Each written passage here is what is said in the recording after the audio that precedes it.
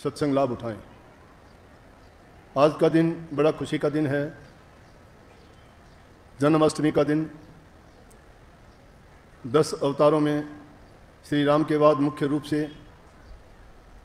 इतने महान अवतार श्री कृष्ण जी का जन्म जन्माष्टमी के नाम से जाना जाता है। आज के दिन उनके जन्म उत्सव मनाए जाते हैं, मिठाइयाँ बांटी जाती हैं, उनकी लीलाओं को याद किया जाता है।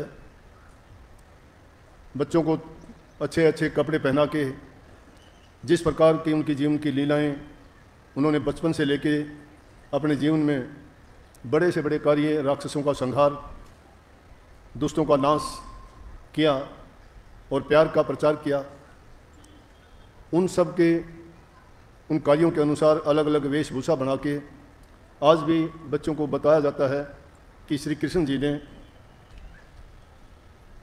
द्वापर में आके ऐसी लीलाएं की। और आज अनेक नामों से उनकी पूजा की जाती है, उनको याद किया जाता है, उनको परमात्मा के तुल्य दर्जा दिया जाता है। तो ये हमारे लिए बहुत खुशी की बात है कि आज वो जन्म उत्सव भी मनाया जाता है और हम सत्संग उत्सव मना रहे हैं। सत्संगियों का सबसे बड़ा मेला, सबसे बड़ा उत्सव और सबसे बड़ा त्यौहार सत्संग है। हर प्रकार से सत्संग है, लेकिन सत्संग को आज वो दर्जा नहीं मिल पाता है। और ना मिलने का कारण क्या है कि संसारी पदार्थों में इंसान की रुचि बहुत ज़्यादा हो गई है। क्योंकि संसार की जितनी भी चीज़ें हैं, पदार्थ हैं, उनको पाके हम सोचते हैं कि हमें बहुत कुछ मिल गया, लेकिन वो बहुत कुछ मिलने में ये नहीं सोचते कि हमने सब कुछ छोड़ दिया। सब कुछ छोड़ देने का अर्थ है प्रभु के नाम को भुला देना ही सब कुछ छोड़ देना है, और प्रभु के नाम को याद करना ही सब कुछ प्राप्त कर लेना है। सब कुछ छोड़ देना क्यों है कि संसार के जितने भी पदार्थ हैं, कितने भी आप इकट्ठे करो कि कभी भी इंसान की संतुष्टि नहीं होती। संसार के पदार्थों की तासीर कभी भी सुख संतोष देने वाली नहीं होती। जितनी भी वो चीज़ें उसको मिलती जाती हैं, उतनी ही उसकी तृष्णा और अधिक बढ़ती जाती है। और जब उनकी तासीर ही अच्छी नहीं है तो जितनी ज़्यादा वो चीज़ें, सामान, पदार्थ उसको मिलेंगे तो उतनी ही ज़्यादा समझो कि उसके लिए परेशानियां बढ़ी हुई। लेकिन इंसान का जब अपनी इच्छाओं पर काबू हो जाता है, संतोष आ जाता है, तो सारी चीज़ें उसको धूल के समान लगती हैं। प्रभु के नाम में जो खुशी मिलती है, शांति मिलती है, जो हमें संतोष मिलता है, उसके प्राप्त करने पे संसार के पदार्थ नीके और फीके लगते हैं। संसार के पदार्थों का नशा है, वो जब इंसान के पास मिलने शुरू हो जाते हैं, इंसान को मान बढ़ाई, इज्जत मिलनी शुरू हो जाती है। और जो ही ये चीज़ें उसको मिलनी शुरू होंगी तो उसका अभिमान उसको गिरावट की ओर लेके जाता है, ऊंचा नहीं उठाता। ऊंचा कब उठता है इंसान? जब परहित, पर उपकार और दूसरों के भलाई के कार्य की। आज जिनको हम उनके जन्मोत्सव को याद करते हैं, उन्होंने दूसरों के कल्याण और हित के कार्य किए। जितने भी अवतारी पुरुष संसार में आए, उन्होंने समाज के कल्याण के, समाज हित के, दुखियों गरीबों के जीवन को सुधार और कल्याण की बातें बता के उनको सही रास्ते पे डाला। लेकिन जब उन चीज़ों का प्रचार और प्रसार कम हुआ, इंसान की रुचि संसार के पदार्थों की ओर बढ़नी शुरू हुई, तो प्रभु की ओर से वो गौण होते चले गए, उनकी तरफ उनका ध्यान नहीं रहा।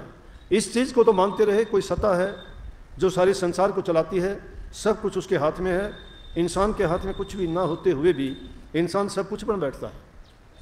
और सब कुछ बनने के बाद उसकी गिरावट क्यों होती है कि काल महाराज उन जीवों को पकड़ लेता है जो आसानी से उन चीज़ों को अपना लेते हैं, और उनमें जितने भी बुराइयों वाली चीज़ हैं, जितने भी कुनीति की चीज़ हैं, वो उनमें आनी शुरू हो जाती हैं। जिस प्रकार से नहीं देखते, रोज़ाना के जीवन में क्या देखते हैं कि लोग, कोई शराब का आदी है, कोई सुल्फा गांजा पीता है, और आजकल तो एक नई बीमारी का और बताऊं आपको पता ही है, बताऊं क्या, मुझे तो आप जैसे ही बताते हैं कि नौजवान बच्चों ने इंजेक्शन लगाने शुरू किया। इंजेक्शन में मुझे नहीं पता कौन सा नशा है, लेकिन हाँ इतनी चीज़ें ज़रूर हैं। उन चीज़ों को जब हम देखते हैं, रास्ते में जाते हैं, तो जहाँ सुनसान सी ज़मीन होती है वहाँ पर इतनी निडल और इतने वो सिरिंज पड़े हुए होते हैं कि उनको देख के पूछते हैं कि भाई ये यहाँ कैसे आए, कोई डाल के गया? बोला नहीं जी, कि आजकल के बच्चे ये तो कुछ भी नहीं है, कि ऐसी ऐसी जगह हैं जहाँ ऐसे ऐसे बच्चे आके देर अबेर रात को इंजेक्शन लगा के और वहीं पड़े रहते हैं। और ऐसी घटना मैंने एक दो आदमी को ऐसा देखा जो बहुत अच्छा था, भले चंगे काम करता था, लेकिन एक दिन उससे जब मिलना हुआ तो मैं उसको पहचान नहीं पाया। मैंने उससे पूछ लिया बीमार है? बोला कि हाँ थोड़ी तकलीफ हुई थी। लेकिन जब दूसरे लोगों के सामने मैंने ये बात रखी और उनसे पूछा तो उन्होंने बताया कि ये तो हर 5 मिनट में इंजेक्शन लगाता है, इंजेक्शनों ने इसको बर्बाद कर दिया। लेकिन ये नहीं पता इंजेक्शन में क्या लगाते हैं वो। आज ये हालत इंसान का शरीर, इंसान को नर नारायणी शरीर कहा गया है कि नारायण के बाद में जितनी खूबी इंसान को मिली है इतनी किसी जीव को नहीं मिली। इस सृष्टि में 84 लाख प्रकार की योनि हैं, 4 खान में विभक्त हैं, और में उन सब में इंसान सबसे उत्तम जीव है। और जितनी खूबी, जितना ज्ञान, जितनी बुद्धि, जितना विवेक इंसान को दिया है, प्रभु ने इसीलिए इसको दिया था कि जब ये जीव कर्म करते करते करते 84 लाख योनि में अपने कर्म के अनुसार एक योनि से दूसरी, दूसरी से तीसरी, तीसरी से चौथी, और इसी प्रकार से 84 लाख योनियों में ये मुसाफिर बना घूमता रहेगा, अपने कर्म करता रहेगा और वैसे इसको योनि मिलती रहेगी। इसीलिए देखते नहीं हैं, कई बार कर्म तो अच्छे करके आते हैं लेकिन उसका कर्म का फल उसको क्या मिलता है कि दुनिया में आते हैं कोई अंधा, कोई लूला, कोई लंगड़ा, कोई अपाहिज, कोई अंधा, किस किस प्रकार के जीव पैदा होते हैं, उनका कर्म का तो लेख है। दुनिया में आके उन्होंने अब तक इंसान के रूप में कोई कर्म नहीं किया, वो तो पैदा होते ही ये दोष उनके शरीर में थे। तो इसका मतलब कोई योनि उसको ऐसी थी जिनमें उसने खोटे मंदे कर्म किए, उसका परिणाम ये है। लेकिन जब इंसान में दुख पड़ता है, जब उसको परेशानी तकलीफ होती है, जब वो प्रभु के नाम को याद करता है, वो कहता है मालिक मुझे बचा, जब याद जो आती है उसी याद को अगर वो अच्छे समय में स्वस्थ होते हुए सब कुछ उसके पास है जब याद करे तो उसको कितना उसका लाभ मिलेगा। लेकिन भूल जाते हैं हम अपने मन से जो सोच करते हैं, अपनी बुद्धि का जितना दायरा है उसमें रह के कहते हैं कि किसी ने देखा आगे क्या होगा क्या नहीं होगा, किसी का कोई संदेशा तो आया नहीं कि मेरे साथ ये हुआ या मैं नरकों में हूँ या स्वर्ग में हूँ या मुझे मुक्ति मिली है। उसको चाहे उन चीज़ों से अपना कर्म भोगने के परिणाम उसके सामने हैं, लेकिन फिर भी वो मानने के लिए तैयार नहीं होता।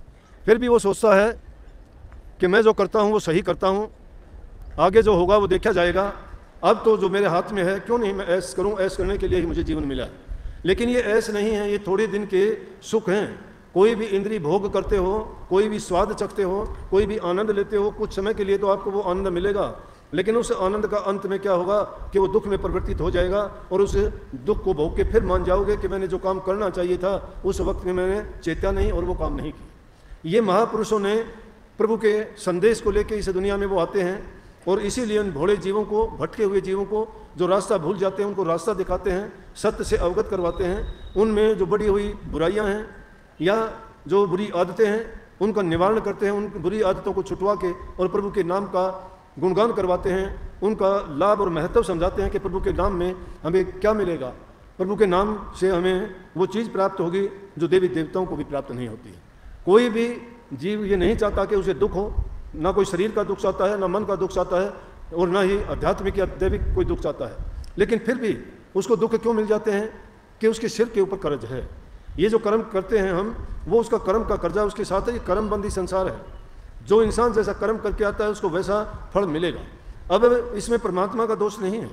हम कभी कभी ज़्यादा दुखी होते हैं, कई ऐसी घटनाओं को देखते हैं कि उनको देख के कह उठते हैं कि भाई ये परमात्मा ने अच्छा नहीं किया, लेकिन ये भी कहते हैं कि परमात्मा के आगे किसी का जोर नहीं चलता। परमात्मा ना किसी का बुरा करता है, ना किसी को अच्छा करने के लिए कहता है। परमात्मा तो सिर्फ एक दृष्टा है, जो जैसा कर्म करता है उसका कर्म भुगतवा देता है। अच्छा करने वाले को अच्छा, बुरा करने वाले को बुरा परिणाम मिलता है। तो इसलिए उन बुराइयों से हमें निकलना चाहिए। इस संसार में जो हमें ये पदार्थ लुभावनी चीज़ें दिखाई देती हैं ना, ये इतनी अच्छी नहीं है। ये हमें ज़रूर आकर्षित करती हैं, लेकिन उनके पीछे भागने से जितना भागते जाते हैं, उनको प्राप्त कर भी लेते हैं तो भी उनसे हमें शांति नहीं मिलती है। जिस प्रकार से संबल का एक फूल होता है, पेड़ पे लगता है, देखने में बड़ा सुंदर दिखाई देता है। पक्षी उसको सोचते हैं कि इतना सुंदर फूल है तो इसके अंदर बड़ा रस होगा, आनंद होगा, क्यों नहीं इसको चखा जाए। और जब उसमें वो जानवर जाके चोंच मारता है, लेकिन चोंच मारने पे क्या होगा कि उसके अंदर कोई रस नहीं, रुई होती है और वो रुई भी गीली होती है, उसकी चोंच से चिमट जाती है, तो उसको बेचारे को चोंच साफ करने में बहुत देर लगती है और कई बार तो उसको बहुत परेशानी होती है। तो ये संसार इसी प्रकार से उस संबल के पेड़ की भांति है।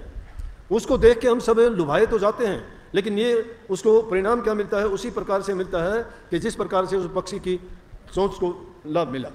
लेकिन इस संसार में सब प्रकार की चीज़ें हैं। ये भी नहीं है जो जैसा करना चाहता है वैसा करो, आज़ादी भी है, सबको सब चीज़ें मिले भी। महापुरुषों ने फरमाया भी है, सकल पदार्थ है जगमा ही कर्म ही नर पावत नहीं। सारी चीज़ें हैं इस दुनिया में।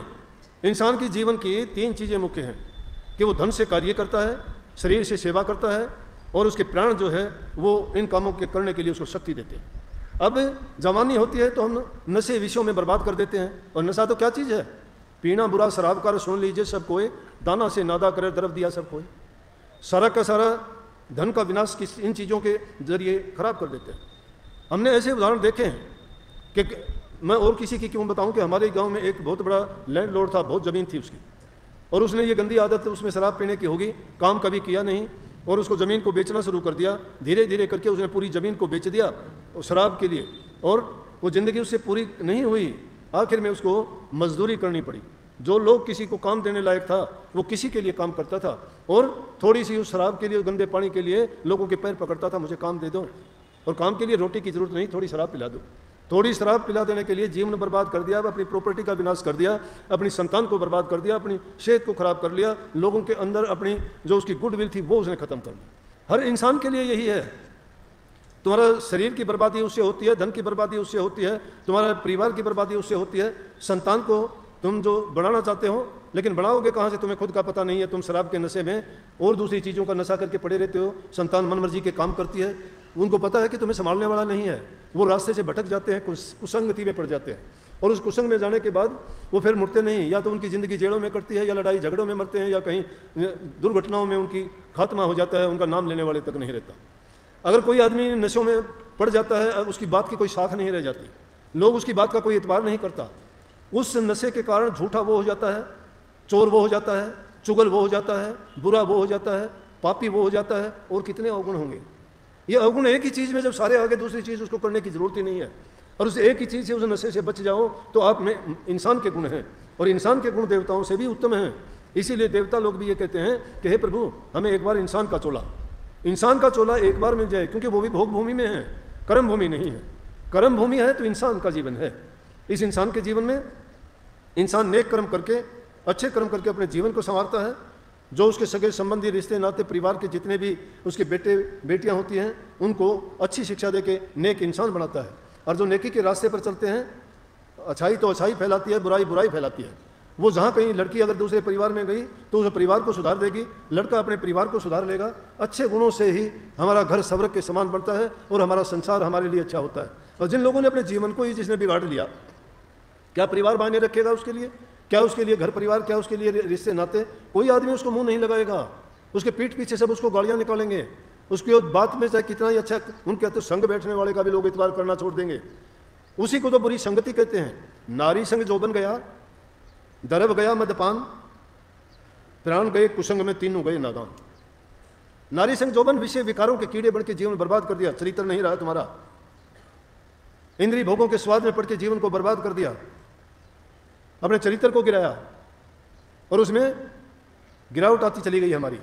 जो इंसान ऐसे मानसिक रूप से गिर जाता है वो कोई भी संकल्प पूरा नहीं कर सकता, कोई भी उद्देश्य में खरा नहीं उतरता, कोई भी काम करना चाहता है उसमें सफलता उसको नहीं मिलती। इसलिए कही है, अगर घर परिवार में रहता है, ठीक ढंग से रहता है, हर चीज़ को जरूरत के मुताबिक उसको बर्ताव करता है, व्यवहार करता है, वो इंसान कभी नहीं गिरता।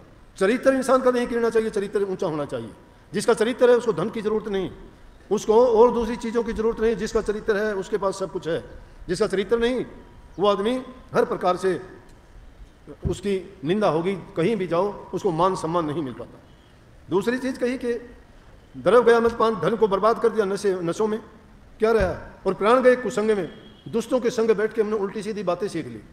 संग इंसान का अगर बुरा हो जाता है उसको कोई बुरा काम करने की जरूरत नहीं। संग इंसान को कुसंग बिगाड़ देता है, संग अच्छा संग उसको सुधार देता है। अच्छा संग तो महापुरुषों का संग, सत्संग होता है। कुसंग दुष्टों का संग होता है। वो जुआ खेलना सिखाएंगे, ताश खेलना सिखाएंगे, चौपड़ खेलना सिखाएंगे, और उन खेलों में जो पड़ जाता है वो टाइम नहीं देखता, टाइम की कदर नहीं करता, समय पर कोई काम नहीं करता। काम जब होता है तो कहता एक बाजी और लगा लो, बाजी बीच में छोड़ के नहीं जाता। जुआ खेलना शुरू कर देता है तो जुए में हार होती रहती है, सोचता है अगली बार मैं जीत जाऊँगा। जिन्होंने जुआ खेला इतिहास उठा के देखो, जुए के कारण उनकी कैसी कैसी बर्बादियाँ हुई। तो जब कही है कि ये जुआ खेलना तो इस नामुराद खेल है, ये नामुराद इस खेल की जीत भली न हार। इसकी जीत भी अच्छी नहीं है, हार भी अच्छी नहीं है। जीते तो चस्का लगा, हारे ले तो उधार। जीतता है तो चस्का पड़ जाता है कि 1000 आए, इस बार 2000 आएंगे, इस बार 5000 आएंगे। अब जुए का थोड़ा सा तरीका बदल गया है। अब ये बच्चे वो जुआ फ़ोन में खेलते हैं, और वो फ़ोन में खेल के सब कुछ अपना बेच देते हैं, सब कुछ पता ही नहीं लगता कैसे चला गया। अरे पहले तो कभी सोचते थे, महाभारत का युद्ध हुआ, हम तो कहते थे कि पांडवों ने गलती की थी कि उन्होंने जुआ खेला, और उसमें भी कितनी गलती कर दी थी। चलो सब कुछ दे दिया था, अपनी पत्नी को ही दाव पे लगा दिया। क्यों लगा दिया? ये जुआ है इतनी गंदी चीज़ कि इसमें जीतता है तो आदमी को चस्का पड़ जाता है कि मैं और जीतूंगा, और हार जाता है तो उधार लेता है कि एक बार दे दे, मेरे पिछले भी आ जाएंगे, आगे मेरे भी बच जाएंगे, लेकिन बचता कुछ नहीं है। इसलिए ये तीनों चीज़ें बर्बाद इस चीज़ से होती है। अगर महापुरुषों के संग में जाओगे, वो कहेंगे कि जो मालिक ने आपको दिया है उसमें सब्र करो, संतोष रखो, समय पर अपना काम करो, अच्छा सबके साथ व्यवहार बर्ताव करो। समय पर जो इंसान काम करता है मालिक उसकी सुनता है। हम किसान आदमी हैं, आज से 50-60 साल पहले, अब तो वो बात नहीं रही, खेती करने वालों के लिए ट्रैक्टर आगे, चाबी लगाते हैं और चल पड़ते हैं। बैलों से ऊँटों से हल जोतते थे। किसान आदमी सुबह उठते थे चारपाई से, सबसे पहले धरती माता को चुस्कारते थे। क्यों? कि उनका पेशा यही था। धरती माता जो हमें देती थी उसको ही खा के हमारा जीवन चलता था, आज भी चलता है, लेकिन आज थोड़ा तरीका बदल गया। वो लोगों की भावनाएं थी ऐसी, आस्था थी ऐसी कि धरती हमारी माता है, माता हमारा पालन पोषण करती है। और मैं तो ये कहता हूँ कि जिस चीज़ से भी तुम्हारा काम निकलता है उस चीज़ की, हर चीज़ की पूजा करनी चाहिए। पूजा है क्या? क्यों कह दिया? कर्म ही पूजा है। जो तुम कर्म करते हो वो एक पूजा मान के करते जाओ, तुम्हारे काम में कभी नहीं आएगी, तुम्हें मुनाफा ही मुनाफा देगा। अगर कर्म से तुम अकर्म हो गए, वो कर्म को ही छोड़ दिया, वो कर्म ही नहीं करते, तो क्या होगा? आप लोग भी तो यही शिकायत करते हो कि जी मेरा भजन नहीं बनता, मेरा सुमरण नहीं होता, मेरा ध्यान नहीं लगता। क्यों नहीं लगता? कोई और कोई तो लगाएगा नहीं आपका ध्यान, आपको के लिए कोई दूसरा सुमरण नहीं करेगा, आपके लिए कोई दूसरा अभ्यास नहीं करेगा।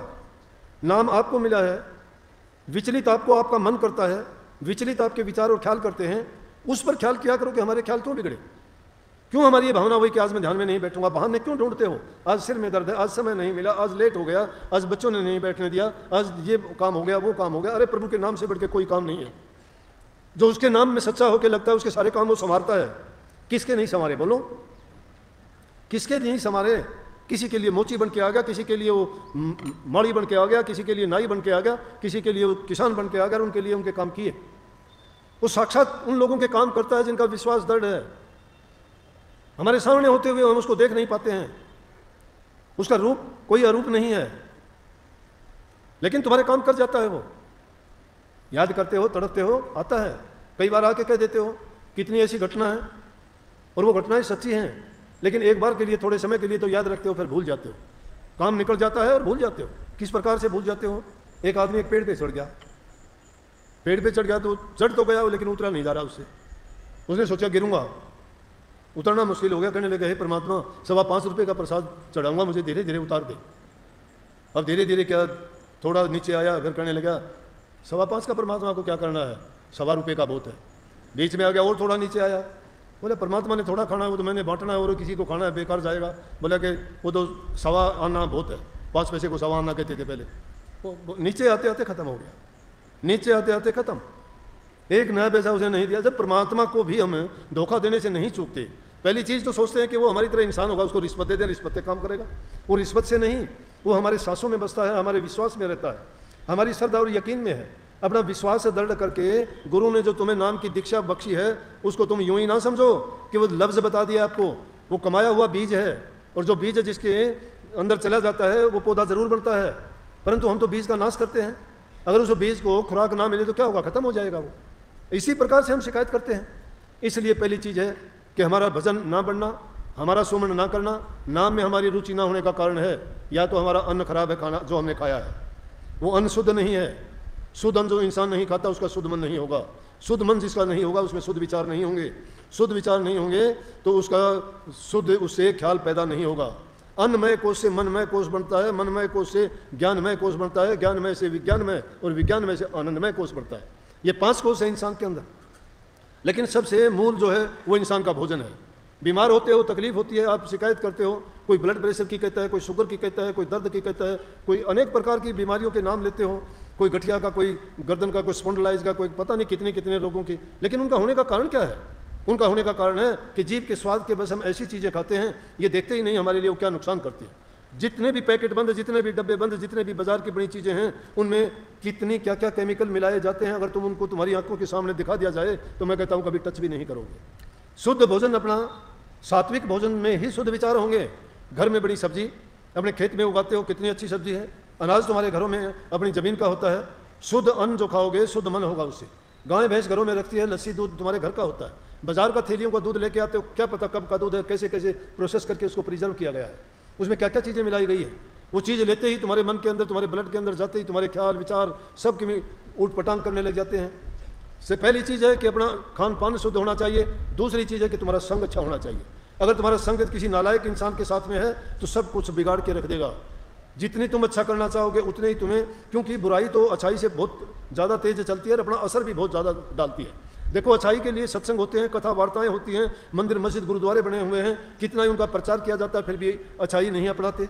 लेकिन बुराई किसी को नहीं सिखाई जाती, ना उनका कोई मदरसा है, ना स्कूल है, ना कोई उनका कोई ट्यूशन हाउस है, लेकिन फिर भी वो बुराइयाँ जानते ही सीख जाते हो। निंदा करनी, चुगली करनी, लड़ाई झगड़े करने, नशे विषय, दूसरी जितने भी विकारी चीज़ हैं, बिना सिखाए सीखते हो, बिना पढ़ाए पड़ जाते हो, और छुटाने से भी नहीं छोड़ते। कितनी कोशिश उनके लिए की जाती है कि छोड़ो। तो जब तक ये चीज़ें व्याप्त हैं, जब तक हम उन चीज़ों को अपनाते हैं, जब तक उनका सेवन करते हैं, तो हमारे विचार इतने शुद्ध नहीं होंगे। जब तक हमारे विचार शुद्ध नहीं होंगे, अब बात बात पे क्रोध क्यों आता है? छोटे छोटे बच्चों को देखते हैं, हम अपने बच्चों को ये नहीं कह रहे हमारे देश की तो ऐसी सभ्यता थी, ये बात शायद अच्छी ना लगे आपको या बुरी लगे। कोई बच्चा गलती करता था ना, गलती अगर करता था और उसके लिए उसके हम पीट के ही उसको फिर सुधारते थे। ये नहीं उसको पुचकारते थे, ये नहीं उसको सहलाते थे। बच्चा गलती करता था उसको पीट के ही। आज बच्चे को बोल नहीं सकते आप बच्चे को ये नहीं कह सकते आप ये ना करो। बच्चा ये कहेगा मैं करूँगा। मैं बार बार ये बात दोहराता हूँ आपको कि बच्चों की इच्छाओं को पूरा ना करो, बच्चे की ज़रूरत को पूरा करो। ज़रूरत उसकी क्या है? पढ़ने वाले बच्चे के लिए किताब है, कलम है, दवात है, पेन है, स्याही है, कपड़े हैं, खान पान है। खान पान भी सही तरीके का ढंग का। अगर तुम अपने बच्चों को इस प्रकार से अच्छी आदत में डाल दोगे, तुम्हारा बच्चा आगे जाके एक नेक इंसान बनेगा। लेकिन बच्चों की इच्छा पूरी अगर कर दी शुरू, तो बच्चा अपनी ज़िंदगी में आगे नहीं बढ़ पाएगा, क्योंकि इच्छा कभी रुकती नहीं। इच्छा तो समुद्र की झाल की तरह से है, आती हैं जाती हैं, गिनती करो कहीं गिनती नहीं हो सकती उनकी। इच्छाएं भी हमारे मन में इसी तरह हिलोर मारती हैं, नहीं रुकती। पर हम उनको क्या रोकेंगे? हम खुद नहीं रुके हुए हैं, हम खुद नहीं डटे हुए हैं, हमारे खुद के विचार शुद्ध नहीं हैं। दूसरों को हम कैसे कह सकते हैं? अपनी संतान को कैसे रोक सकते हैं? कभी उनके पास बैठ के उनका हालचाल पूछते हो? नहीं पूछते। तुम तो बच्चा पहली क्लास में नहीं पढ़ता, आके कहते ये बदमाशियाँ बहुत करता है। अरे अभी से वो 10 नंबरी कैसा हो गया? पैदा हुए 2 साल का नहीं है वो, अभी से कैसे 10 नंबरी घोषित कर दिया तुमने? उसको तो संस्कार और अच्छे विचार, अच्छे ख्यालात देने का टाइम है। उसको अच्छे गुण क्यों नहीं देते?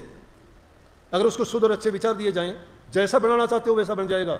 नहीं देखते, माली छोटे छोटे पौधे लगाता है, पेड़ किसी चीज़ का होता है, कलम दूसरे की काट के उस पर लगा के पता नहीं क्या का क्या बना देता है। एक एक पौधे में 4-4, 5-5, 10-10, 20-20 प्रकार के अलग अलग फल लगा देता है।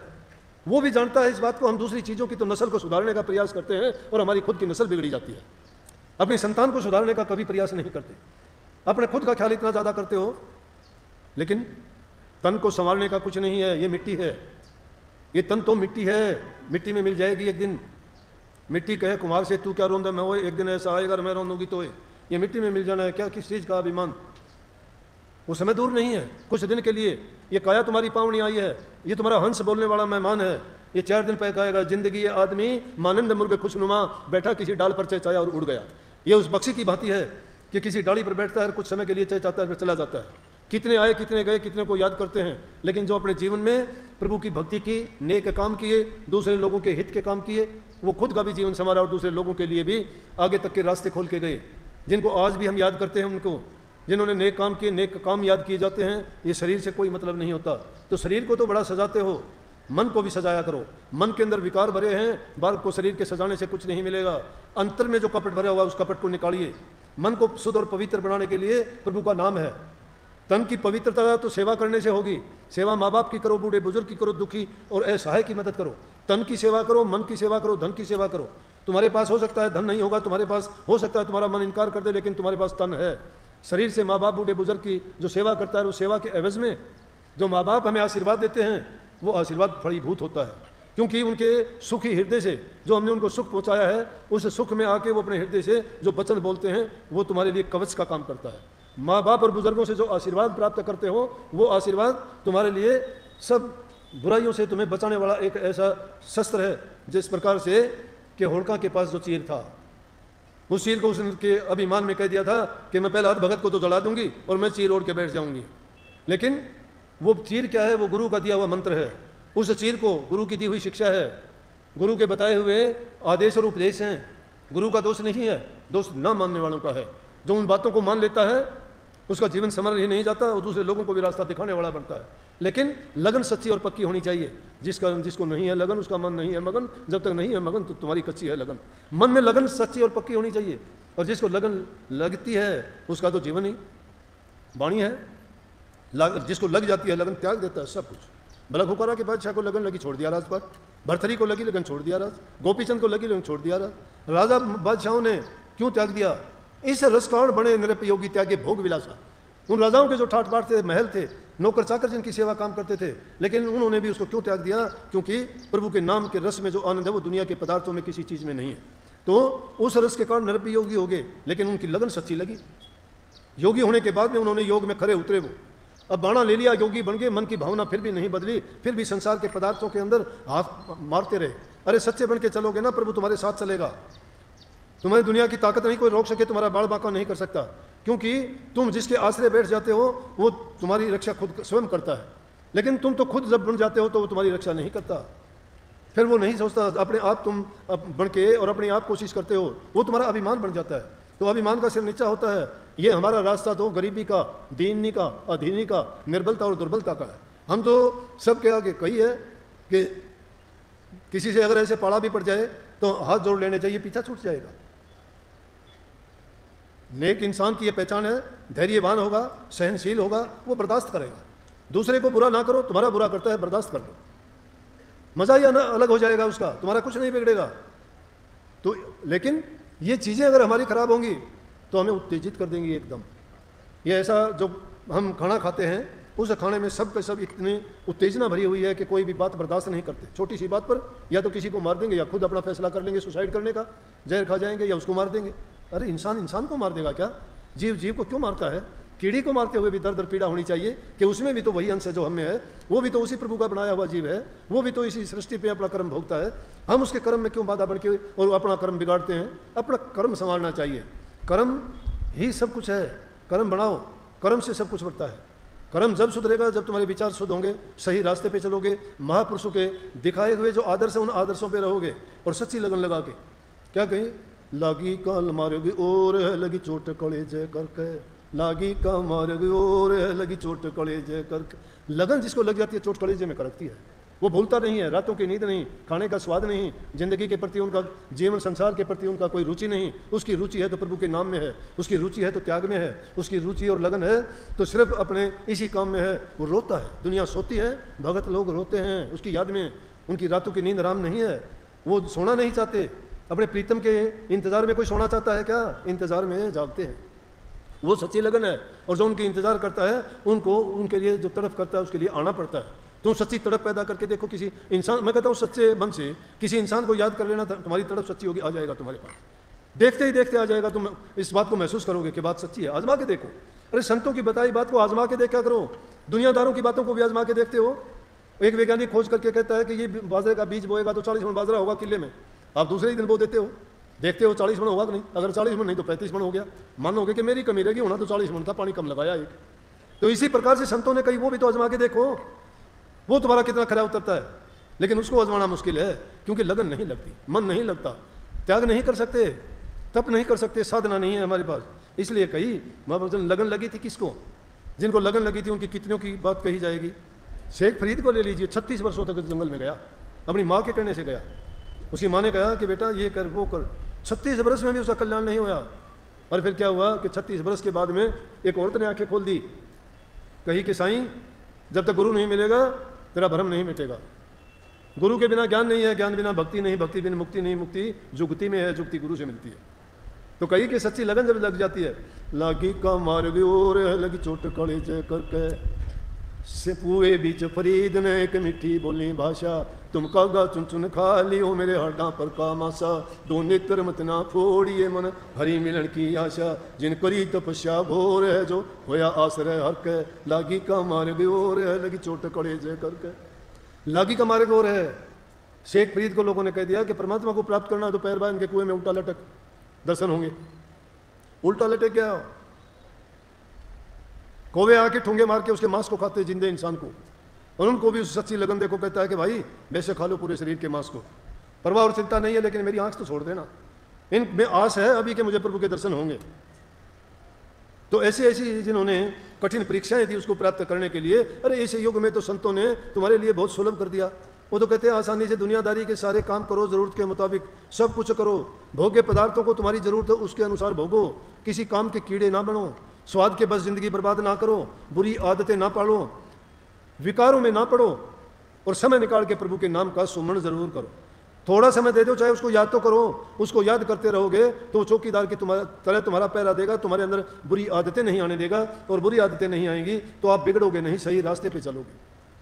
और इसी प्रकार से पीपा जी को भी कह दिया, पीपा जी को भी कह दिया कि पीपा जी अगर दर्शन करते तो समुद्र में कूद जाओ। वो पीपा जल में कूद गया जिन किन्नी बहुत डिठाई, वह नरपाड़ा जीत गे तन मन की बाजी लाई, श्रोतागण तुम भी चेतियो धन मंगलानंद कविताई, बिन चेते ठाली बोर कुछ जाइयो सुकर्म करके, लागी का मार और लगी चोट कड़े जय करके। जीवन का सार है कि कुछ सुकर्म करके जाओ, नेक कर्म करके जाओ, ताकि दुनिया याद रखे।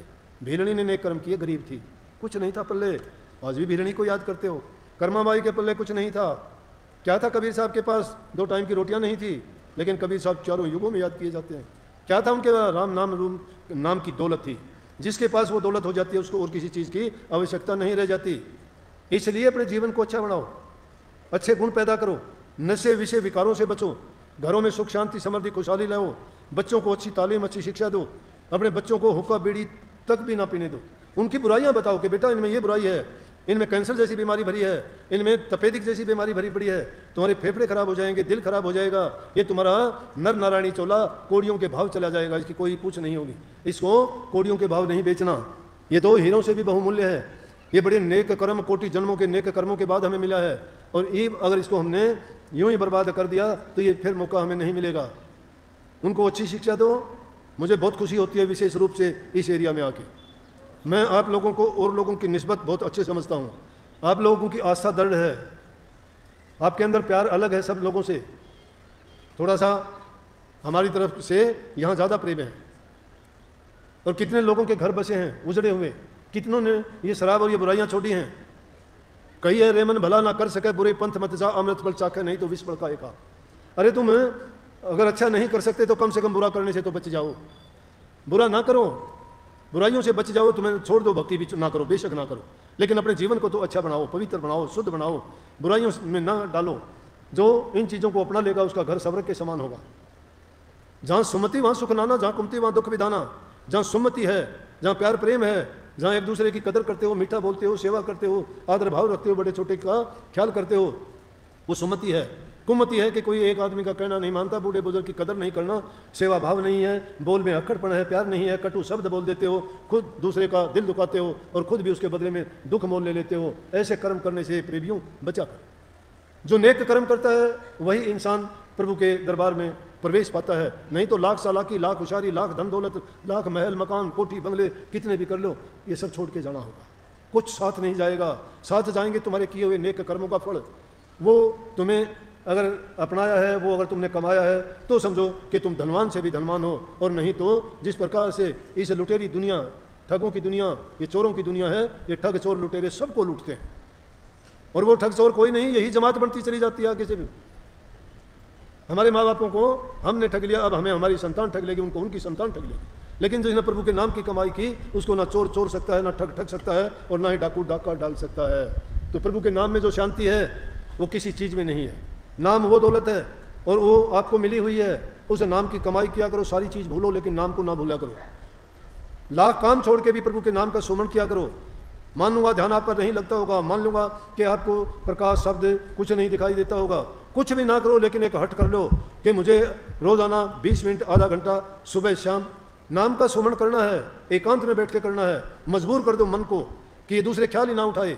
और जब अभ्यास करने बैठते हो, जब नाम का सुमरण करने बैठते हो, तुम्हारा मन इधर उधर डोलता है, इसको घेर फेर के वापस लाया करो, सिर्फ नाम का ही सुमरण किया करो, नाम को ही याद रखा करो। नानक साहब ने सीधी बात कही है, लेकिन सीधी बात हमें कम जचती है। अगर कोई श्लोक पढ़ के सुना दे तो कहेंगे बड़ा मंत्र है। नानक साहब ने कही उठत बैठत सोवत जाग, जागत कह नानक सिद्ध भय तिसके काज। जो उठते बैठते सोते जागते नाम जपता है उसके सारे काम सिद्ध हो गए, सारे काम सिद्ध हो गए। तो उसने नाम के जाप करने से ही कही है। ये तो नाम के जाप करने में बड़ी शक्ति है। अरे वो तो तुम अंतर्मन होकर जाप करोगे। अगर यहाँ भी बड़ी सभा में किसी का नाम लेके मैं बोलूँगा, वो आदमी फटाफट उठेगा। किसमें ताकत है? नाम में है। जिसका भी नाम लेंगे वही उठेगा और नहीं उठेगा। दूसरे तो देखेंगे ये नाम किसका है। तो जब ये झूठे दुनियादारी के हमारे रखे हुए नाम में इतनी शक्ति है, तो प्रभु के दिए हुए नाम में कितनी शक्ति होगी, ये नहीं सोचते कभी। अरे थाली के कहने से थाली लाते हो, गिलास के कहने से गिलास लाते हो, चम्मच के कहने से चम्मच लाते हो, तो राम का नाम जपने के लिए कहते हैं तो वो क्यों नहीं जपते हैं? वो भी इसी तरह से जप लिया करो जैसे दूसरी चीजों को लेके आते हो। सारी काम करो, लेकिन नाम का जितना सुमरण करते चले जाओगे तुम्हारे मन की सफाई होगी, बुराइयां निकल जाएंगी। इसमें ये चूहे जो भरे बैठे हैं ना, ये मलिन वासनाएं, नाम रूपी बिल्ली जब इसके अंदर घुस जाएगी तो एक भी नहीं दिखाई देगा, सब भाग जाएंगे। इसलिए बहुत बहुत सबको आशीर्वाद। भाई मेरा फर्ज है कहना, बताना, समझाना। बातें तो तुम भी सब जानते हो, फर्क इतना है मैं मान लेता हूँ, आप मानते नहीं हो। आप भी मान लोगे तो आप भी बताना शुरू कर दोगे सबको। इसलिए मानो, मनाओ, समझो, समझाओ। सबको बहुत बहुत आशीर्वाद। सतगुरु आपको शक्ति दे। जैसे मैंने तो अपने सतगुरु से पाई जो कुछ पाया। अंग संग अब भी साथ रहते हैं, पहले भी साथ थे। साक्षात कोई भी जरूरत पड़ती है अपने आप करते हैं।